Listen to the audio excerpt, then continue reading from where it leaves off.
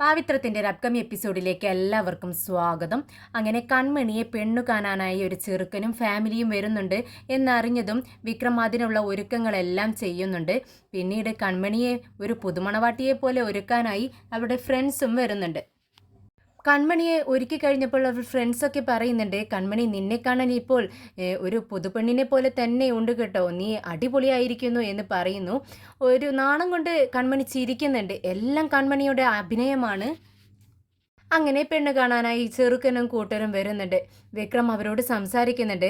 വിക്രം പറയുന്നുണ്ട്, കൺമണിക്ക് അമ്മയില്ല എന്ന് കരുതി നിങ്ങൾ വിഷമിക്കേണ്ട ആവശ്യമില്ല. അവൾക്ക് വേണ്ട കാര്യങ്ങളെല്ലാം ഞങ്ങൾ ചെയ്തിരിക്കും.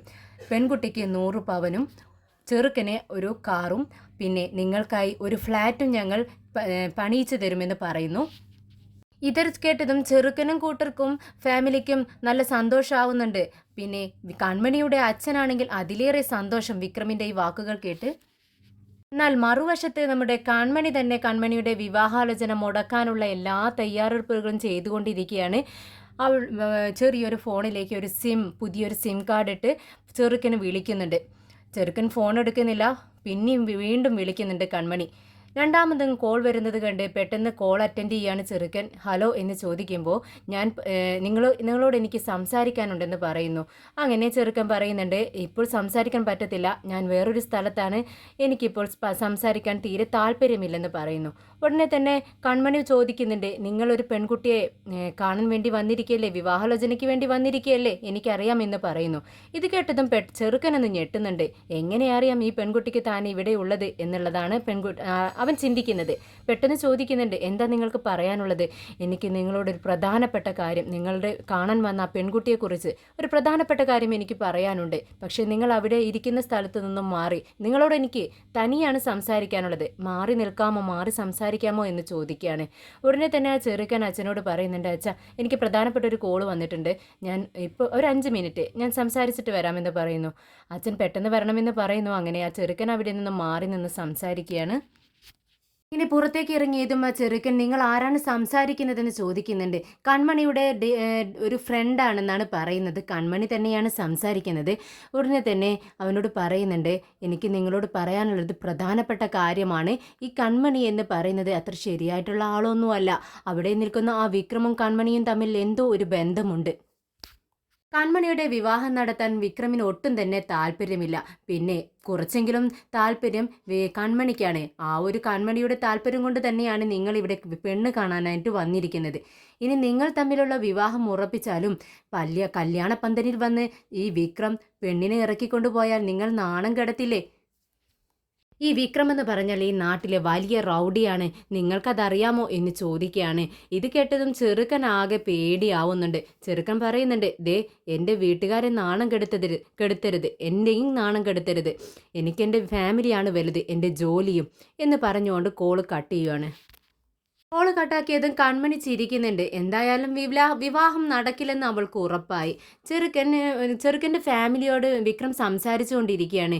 വിക്രം പറയുന്നുണ്ട്, ഈ നാട്ടിലെ ഏറ്റവും വലിയ മണ്ഡപം തന്നെ നിങ്ങൾ ബുക്ക് ചെയ്തോളൂ, നമുക്ക് അടിപൊളിയായി തന്നെ നമുക്ക് വിവാഹം നടത്താൻ. ചെറുക്കനെ പെൺകുട്ടിയെ ഈ നിമിഷം തന്നെ ഇഷ്ടപ്പെട്ടാൽ നമുക്ക് ഇപ്പോൾ തന്നെ വേണമെങ്കിൽ ഡേറ്റ് തീരുമാനിക്കാം എന്നൊക്കെ പറഞ്ഞ് വളരെ സന്തോഷത്തിൽ വിക്രമും കൺമണിയുടെ അച്ഛനും വിവാഹ കാര്യങ്ങളെക്കുറിച്ചൊക്കെ ഇങ്ങനെ സംസാരിച്ചുകൊണ്ടിരിക്കുകയാണ്. അപ്പോഴാണ് ചെറുക്കൻ അങ്ങോട്ടേക്ക് വന്നിട്ട്, അച്ഛാമ്മ എഴുന്നേൽക്ക്, നമുക്ക് പോവാമെന്ന് പറയുന്നത്. എല്ലാവരും ചെക്കൻ്റെ വാക്കുകൾ കേട്ട് ഞെട്ടുന്നുണ്ട്. ചെറുക്കൻ്റെ അമ്മ ചോദിക്കുന്നുണ്ട്, എന്താ മോനെ ഇത്, പെൺകുട്ടിയെ കണ്ടില്ലല്ലോ? അതിൻ്റെയൊന്നും ആവശ്യമില്ലെന്ന് അവൻ പറയുന്നുണ്ട്. എന്താടാ നീ പറയുന്നത്? നല്ല വീട്ടിലെ ഒരു ആലോചന സംസാരിച്ചു കൊണ്ടിരിക്കുമ്പോഴേക്കും നീ എന്താ ഇങ്ങനെ പറയുന്നതെന്ന് ചോദിക്കുകയാണ് അവൻ്റെ അമ്മ. ഉടനെ ചെറുക്കൻ പറയുന്നത്, എനിക്കൊരു മണ്ണാങ്കട്ടയും വേണ്ട, നിങ്ങളോട് ഇങ്ങോട്ടേക്ക് ഇറങ്ങി വരാനല്ലേ ഞാൻ പറഞ്ഞത്. ഇത് കേട്ടതും വിക്രം ചെറുക്കൻ്റെ അടുത്തേക്ക് ഓടി വരുന്നുണ്ട്. എന്നിട്ട് ചോദിക്കുന്നുണ്ട്, എന്ത് പറ്റി, എന്താണെങ്കിലും സംസാരിച്ച് തീർക്കാം നമുക്ക്, നിങ്ങൾ എന്തിനാണ് ഇങ്ങനെ ദേഷ്യപ്പെടുന്നതെന്ന് ചോദിക്കുകയാണ്. അതിൻ്റെ ഒന്നും ആവശ്യമില്ല അമ്മ, നിങ്ങൾ ഇങ്ങോട്ടേക്ക് ഇറങ്ങി വാ, നമുക്ക് പോകാം. എന്നാൽ വീട്ടിൽ വീണ്ടും അവൻ്റെ അമ്മ ചോദിക്കുന്നുണ്ട്, എന്താ മോനെ, നല്ല വീട്ടിലെ ഒരു കാര്യമല്ലേ, ഒരു ആലോചനയല്ലേ, നമുക്ക് സംസാരിച്ചിട്ട് പോവാം, നീ എന്തിനാണ് ഇങ്ങനെ ദേഷ്യപ്പെടുന്നതെന്ന് അവരും ചോദിക്കുകയാണ്. ഉടനെ തന്നെ കാര്യം പറയാൻ വേണ്ടി പറയുന്നുണ്ട് വിക്രം നിർബന്ധിക്കുകയാണ്. എന്തിനാണ് നിങ്ങളിങ്ങനെ സംസാരിക്കുന്നത്, എന്തുകൊണ്ടാണ്, എന്താണ് കാരണമെന്ന് എനിക്ക് അറിഞ്ഞേ പറ്റൂ എന്ന് വിക്രം നിർബന്ധം പിടിക്കുമ്പോൾ വിക്രം പറയുന്നുണ്ട്, ആ പയ്യൻ പറയുന്നുണ്ട്, അതെ, ഞങ്ങൾക്കെല്ലാം മനസ്സിലായി. ഇപ്പോഴെങ്കിലും അറിഞ്ഞത് നന്നായി. നിങ്ങളും ആ കൺമണിയും തമ്മിൽ എന്തോ ഒരു ബന്ധമുണ്ടെന്ന് ഞാൻ അറിഞ്ഞു. ഒരു കണക്ഷൻ ഉണ്ടെന്ന് പറയുവാണ്. ഇത് കേട്ടതും ചെറുക്കൻ്റെ ഷർട്ടിന് പിടിച്ച് തൂക്കി പിടിക്കുകയാണ് നമ്മുടെ വിക്രം. എന്താ നീ പറഞ്ഞത് എന്ന് ചോദിച്ചുകൊണ്ട്. പെട്ടെന്ന് വിക്രമിന് ബോധം വരുന്നുണ്ട്. പെട്ടെന്ന് ചെറുക്കൻ്റെ ദേഹത്തു നിന്നും കൈയെടുത്തിട്ട് സോറി പറയുന്നുണ്ട്. സോറി, ഞാൻ അറിയാതെ ചെയ്തു പോയതാണ്. നിങ്ങളോട് ആരാണ് ഈ കള്ളം പറഞ്ഞത്? ഈ പെൺകുട്ടിയെ, കൺമണിയെ ഞാൻ എൻ്റെ വീട്ടിൽ വളർത്തിയ കുട്ടിയാണ് എന്ന് പറയുകയാണ്. ഇത് കേട്ടതും ആ ചെറുക്കൻ ചോദിക്കുന്നുണ്ട്, അതെന്തിനാ നിങ്ങൾ നിങ്ങളുടെ വീട്ടിൽ നിങ്ങളോടൊപ്പം ചേർത്ത് നിർത്തി വളർത്തിയത്? അതിൻ്റെ ആവശ്യം എന്താണെന്ന് ചോദിക്കുന്നുണ്ട്. ഉടനെ ഉത്തരം മുട്ടുന്നുണ്ട് വിക്രമിന്. ഇത് കേട്ട് ചെറുക്കൻ്റെ അമ്മ ചോദിക്കുന്നുണ്ട്, നീ സത്യമാണോടാ പറയുന്നതെന്ന്. ഉടനെ തന്നെ ചെറുക്കൻ പറയുന്നുണ്ട്, ഞാൻ പറയുന്നത് എല്ലാം അമ്മേ സത്യമാണ്. ഇയാളും ആ കൺമണിയും തമ്മിൽ എന്തോ ബന്ധമുണ്ട്. വിവാഹത്തിന് ശേഷം കൺമണി ഇവനെ തന്നെ വേണമെന്ന് പറഞ്ഞാൽ ഞാൻ എന്തു ചെയ്യും? എന്തായാലും നമുക്കിത് ബന്ധം വേണ്ട, ആവശ്യമില്ല അമ്മേ. അമ്മ വരൂ എന്ന് പറഞ്ഞുകൊണ്ട് പുറത്തേക്ക് ഇറങ്ങുന്നുണ്ട്. എന്നാൽ വിക്രം പിറകെ ചെന്ന് ഓടിച്ചെന്ന് പിടിച്ചിട്ട് നിർത്തിക്കൊണ്ട് പറയുന്നുണ്ട്, ഇല്ല, അങ്ങനെ ഒരു ബന്ധം ഞങ്ങൾ തമ്മിലില്ല. നിങ്ങളത് വിശ്വസിക്കണം. ആരോ നിങ്ങളെ പറഞ്ഞ് തെറ്റിദ്ധരിപ്പിച്ചിരിക്കുകയാണ് എന്നൊക്കെ വിക്രം പറഞ്ഞെങ്കിലും അവരത് ശ്രദ്ധിക്കുന്നത് പോലുമില്ല. എന്നാൽ ഇതെല്ലാം ജനൽ വഴി കണ്ടുകൊണ്ടിരുന്ന നമ്മുടെ കൺമണി ചിരിക്കുന്നുണ്ട്. പെട്ടെന്ന് മുഖത്തിന്റെ ഭാവമെല്ലാം മാറ്റി പെട്ടെന്ന് വിക്രമിന്റെ അടുത്തേക്ക് ഓടി വന്നിട്ട് പറയുന്നുണ്ട്, എന്തിനാ വിക്രമേട്ടാ നിങ്ങളിങ്ങനെ അവരുടെ പിറകെ ചെന്ന് ഇങ്ങനെ കെഞ്ചുന്നത്? അതിൻ്റെ ആവശ്യമില്ല.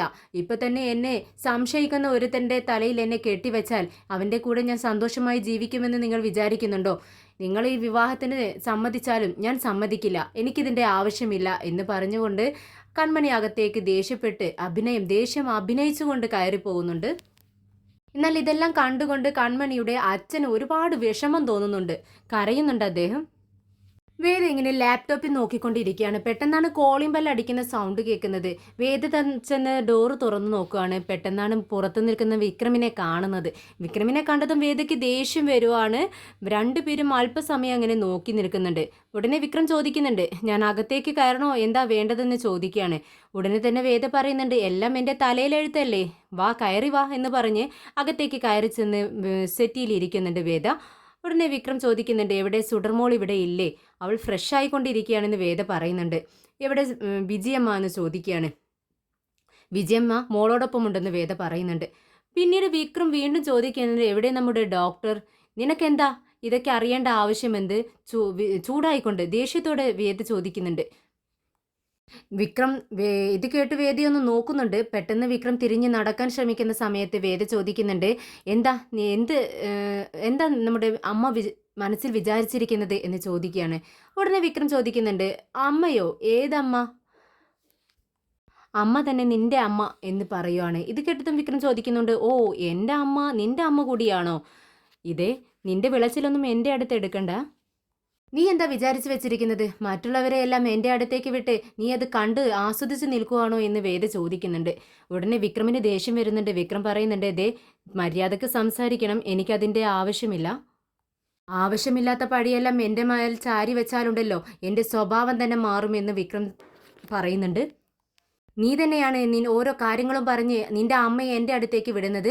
ഞാൻ ഇൻസ്പെക്ഷന് പോയപ്പോൾ അവിടെയും വന്നു, കളക്ടർ ഓഫീസിലും വന്നിട്ടുണ്ടായിരുന്നു. നീയാണ് അവരെ എല്ലായിടത്തും എൻ്റെ പിറകെ പറഞ്ഞയക്കുന്നത്. എനിക്കതൊട്ടും ഇഷ്ടമല്ല. ഇത് കേട്ട് വിക്രം പറയുന്നുണ്ട്, നീ എന്തിനാ അമ്മ നിന്റെ പിറകെ വന്നതിന് അതെല്ലാം എൻ്റെ തലയിൽ ചാരി വെക്കുന്നത്? ഞാനല്ല അമ്മയെ നിന്റെ പിറകെ വിട്ടത്. അതിൻ്റെ ആവശ്യം എനിക്കില്ല. നീയെന്നും എൻ്റെ മുന്നിൽ ഒരാളെ അല്ല. നത്തിങ് മര്യാദയ്ക്ക് സംസാരിച്ചോളണമെന്ന് വിക്രം ദേഷ്യത്തോടെ പറയുന്നുണ്ട്. ഇതെല്ലാം കേട്ട് വേദ പറയുന്നുണ്ട്, നീയല്ലാതെ ആരാടാ പിന്നെ എൻ്റെ പിറകെ അമ്മയെ വിടുന്നത്? നീയൊരു സൈക്കോ അല്ലേ? ഈ ലോകത്തിൽ വെച്ച് ഏറ്റവും വലിയ സൈക്കോ നീയാണ്. ഇത് കേട്ട് വിക്രം പറയുന്നുണ്ട്, ദേ, നിന്നെപ്പോലെ വലിയൊരു സൈക്കോ ഈ ലോകത്തിൽ വെച്ച് ഞാനും കണ്ടിട്ടില്ല.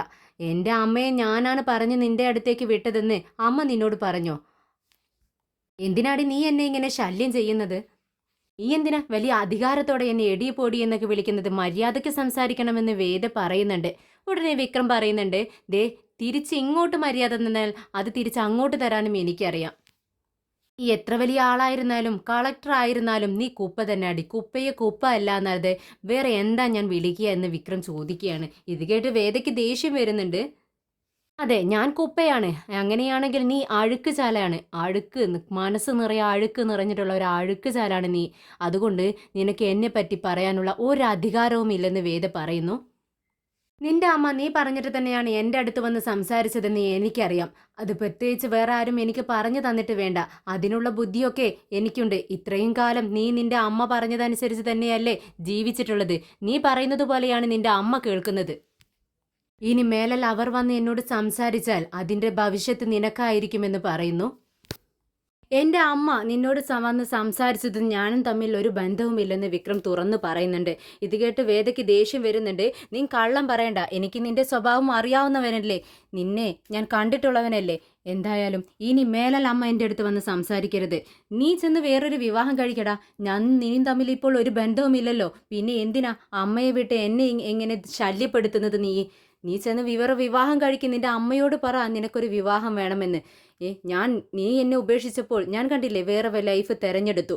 ഇത് കേട്ടതും വിക്രമിൻ്റെ മനസ്സിൽ അങ്ങനെ ഒരു ഇടിമിന്നൽ പോലെ തോന്നുക കേട്ടോ. വിക്രം മനസ്സിൽ ചിന്തിക്കുന്നുണ്ട്, കണ്ടോ ഇവൾ വേറൊരു വിവാഹം കഴിച്ചത് അതിങ്ങനെ പറയാതെ തന്നെ പൊക്കി പറയുന്നത് കണ്ടില്ലേ അവൾ. എനിക്ക് മനസ്സിലാവുന്നുണ്ടെന്ന് വിക്രം ഇങ്ങനെ മനസ്സിൽ ചിന്തിക്കുകയാണ്. എൻ്റെ ലൈഫ് എങ്ങനെ വേണമെന്ന് തീരുമാനിക്കാൻ എനിക്കറിയാം, നീ എന്നെ പഠിപ്പിക്കണ്ട എന്ന് പറയുവാണ്. ഇത് കേട്ട് വേദയും പറയുന്നുണ്ട്, എൻ്റെ ലൈഫ് തീരുമാനിക്കുന്നത് ഞാനാണ്, അത് തീരുമാനിക്കേണ്ട ആവശ്യം നിനക്കില്ല, അതിലേക്ക് കടന്നു കയറേണ്ട ആവശ്യവും നിനക്കില്ല എന്ന് പറയുമ്പോഴേക്കും നമ്മുടെ വിജി മുകളിൽ നിന്നും വിളിച്ചു ചോദിക്കുന്നുണ്ട്, വേദേ അവിടെ ആരാ വന്നിരിക്കുന്നത്? നമ്മുടെ വിക്രമാണോ? വിക്രമാണെങ്കിൽ അവിടെ ഫ്ലാസ്കിൽ ഞാൻ ചായ ഒഴിച്ചു വെച്ചിട്ടുണ്ട്, അതൊരു കപ്പിലേക്ക് പകർന്നു കൊടുക്കുക എന്ന് വിജി ഇങ്ങനെ വിളിച്ചു പറയുന്നത് കേൾക്കുവാണ്. അത് കേട്ടതും വേദയ്ക്ക് ദേഷ്യം വരുന്നുണ്ട്. ഇത് കേട്ട് വിക്രം പറയുന്നുണ്ട്, ദേ അതൊന്നും വേണ്ട വിജയമ്മ, ചായ എല്ലാം ഞാൻ തന്നെ ഒഴിച്ച് കുടിച്ചോളാം. ഇവളുടെ കയ്യിൽ നിന്നും ചായ കുടിക്കുന്നതിലും ഭേദം ഒരു കപ്പ് വിഷം മേടിച്ച് കുടിച്ച് മരിക്കുന്നതാ എന്ന് പറയുവാണ്. ഓ ശരി, നീ ചെന്ന് ചാവ് എന്നിങ്ങനെ പറയുന്നുണ്ട് വേദ. തരുൺ ഒരു കോൾ ചെയ്തുകൊണ്ടിരിക്കുകയാണ്. അങ്ങോട്ടേക്ക് വേദ വരുന്നുണ്ട്. ഉടനെ കോള് കട്ട് ചെയ്യുകയാണ് തരുൺ. എന്നിട്ട് ചോദിക്കുന്നുണ്ട്, എന്താ വേദേ? അപ്പോൾ വേദ ചോദിക്കുന്നുണ്ട്, തരുൺ നിനക്ക് കാപ്പിയോ ചായയോ എന്തെങ്കിലും വേണോ എന്ന് ചോദിക്കുകയാണ്. ഇത് കേട്ടതും തരുൺ പറയുന്നുണ്ട്, വേദേ നിനക്ക് എന്നോട് എന്തോ പറയാനുണ്ട്, അതിനു വേണ്ടിയല്ലേ നീ വന്നത്. പിന്നീട് അത് കാപ്പിയോ ചായയോ വേണോ എന്നൊക്കെ ചോദിച്ച് വിഷയം മാറ്റുന്നു. നിനക്ക് എന്നോട് എന്താണ് പറയാനുള്ളത് അത് പറ എന്ന് പറയുമ്പോൾ വേദ പറയുന്നുണ്ട്, അല്ല ഇപ്പോൾ സുഡർ മോൾക്ക് എങ്ങനെയുണ്ട്, അവളുടെ ഹെൽത്ത് എങ്ങനെയുണ്ടെന്ന് ചോദിക്കുകയാണ്. ഉടനെ തരുൺ പറയുന്നുണ്ട്, അവളിപ്പോൾ ഓക്കെയാണ്, പെർഫെക്റ്റ്ലി ഓൾ റൈറ്റ് എന്ന് പറയുന്നുണ്ട്. ഇത് കേട്ടതും വേദ പറയുന്നുണ്ട്, അങ്ങനെയാണെങ്കിൽ അവളുടെ ജീവൻ ഇപ്പോൾ ആപത്തില്ല, ഇപ്പോൾ പണ്ടത്തെ പോലെ പ്രശ്നങ്ങളൊന്നും വരുന്നില്ലല്ലോ, അവളുടെ ജീവനിലും പ്രശ്നങ്ങളൊന്നുമില്ല, പ്രശ്നമൊന്നുമില്ല എന്ന് ഞങ്ങൾക്ക് തോന്നുന്നു എന്ന് വേദ പറയുവാണ്. ഇത് കേട്ട് താരൻ പറയുന്നുണ്ട്, വേദ അങ്ങനെ പറയാൻ പറ്റത്തില്ല, ലാസ്റ്റ് ഒരു അറ്റംപ്റ്റ് ഉണ്ടായതിനു ശേഷം അല്ലേ നമ്മൾ വിക്രമിനെ അവളെ നോക്കാനായിട്ട് ഏൽപ്പിച്ചത്, അതിനുശേഷം കുഴപ്പമൊന്നും ഉണ്ടായിട്ടില്ലെന്ന് വേണമെങ്കിൽ പറയാം. വിക്രം മോളോടൊപ്പം ഉള്ളതുകൊണ്ട് മാത്രമാണ് അവൾക്കിപ്പോൾ ഒരു പ്രശ്നവുമില്ലാതെ ഇരിക്കുന്നതെന്നാണ് ഞാൻ ചിന്തിക്കുന്നത്. അതുകൊണ്ടായിരിക്കാം ശത്രുക്കൾ മോളെ തൊടാൻ മടിക്കുന്നതെന്ന് തരുൺ പറയുന്നുണ്ട്. ഇത് കേട്ടതും വേദ പറയുന്നുണ്ട്, സത്യത്തിൽ മോൾക്കെതിരെ ഇനിയൊരു അറ്റംപ്റ്റ് ഉണ്ടാവില്ലെന്നാണ് എനിക്ക് തോന്നുന്നത്. ഇത് കേട്ടതും തരുൺ ചോദിക്കുന്നുണ്ട്, അതെന്താ വേദ നീ അങ്ങനെ പറഞ്ഞത്? നിനക്ക് വല്ല ഇൻ്റലിജൻസ് റിപ്പോർട്ടും വന്നോ? അത് എന്നൊക്കെ പറഞ്ഞ് തപ്പിപ്പിടിച്ച് വേദ പറയുന്നുണ്ട്. അങ്ങനെയല്ല, എനിക്ക് അങ്ങനെ തോന്നുന്നു, ഇനി മോൾക്ക് പ്രശ്നമൊന്നും ഉണ്ടാവില്ലെന്ന്.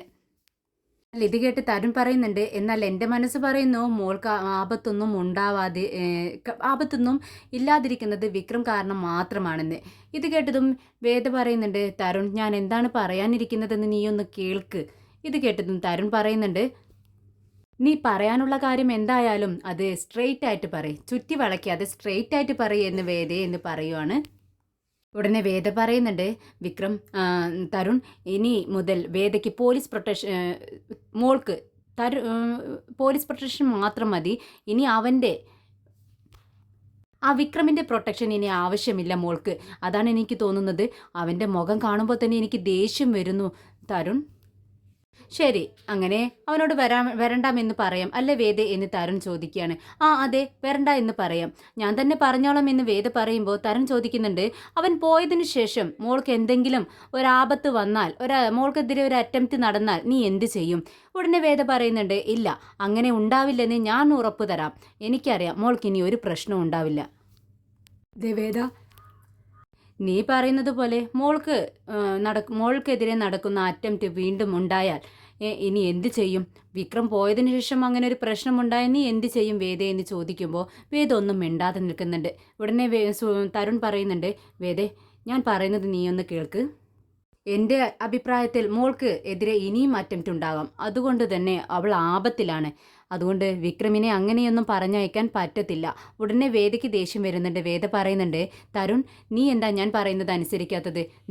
നീ പറയുന്ന കാര്യങ്ങൾ തന്നെ നടപ്പിലാക്കണമെന്ന് നിനക്ക് വാശിയാണ്. അതുകൊണ്ടാണ് നീ ഇങ്ങനെയൊക്കെ സംസാരിക്കുന്നത്. നീ പറയുന്നത് പോലെ എൻ്റെ തീരുമാനങ്ങൾ നടപ്പിലാക്കാൻ വേണ്ടിയല്ല ഞാൻ ഇവിടെ വന്നത്. എനിക്ക് പ്രാധാന്യം നമ്മുടെ സുഡർമോളുടെ ജീവനാണ്. നിന്റെ ഈഗോയ്ക്കും നിന്റെ പദവിക്കും ഒക്കെ അപ്പുറം എനിക്ക് പ്രാധാന്യം സുഡർമോളുടെ ജീവൻ തന്നെയാണെന്ന് തരുൺ പറയുന്നുണ്ട്. ഏതേ വിക്രമിനോട് നിനക്ക് എന്താണ് ദേഷ്യമെന്നോ ഈഗോ എന്താണെന്നോ എനിക്കറിയില്ല. പക്ഷേ വിക്രം മോളോടൊപ്പം ഉള്ളത് കൊണ്ട് മാത്രമാണ് ഞാൻ ഇത്രയും ധൈര്യത്തിൽ ഇവിടെ ഇരിക്കുന്നത്.